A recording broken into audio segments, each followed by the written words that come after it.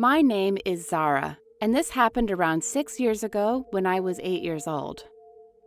I was around 8 years old. I stayed in an old house since when my great-grandfather lived when he was born with my grandma, so about the woman in my room.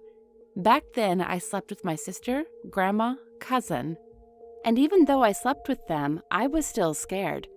Well, because I was scared, it's because there was a bunk bed that my sister and cousin slept on the middle, and my sister slept on the pusher thing for the bunk bed.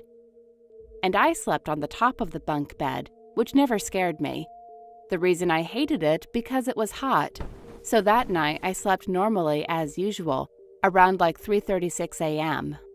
I woke up to someone staring and smiling, but the smile was wide and sharp. Well, I brushed it off and thought it was my great-grandmother, so I had a picture of my grandma and great-grandmas, so I checked the picture, and then it shocked me.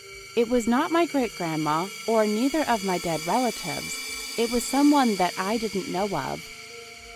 And then it whispered so gently and wonderfully. It whispered, "Zara," over and over again. Then I woke up from that. Dream. I was shaking. I was so scared and sad at the same time, but I didn't know why I was sad. Then the next day, I told my grandma about it. Then she said, "That was not one of our relatives." Then I shivered and said, "But who is in this picture?" Then my grandpa laughed, then said, "Don't worry, your grandma is just bonkers. It's your dead sister who always smiled widely." Then I remembered why I was crying. It was because that was my sister.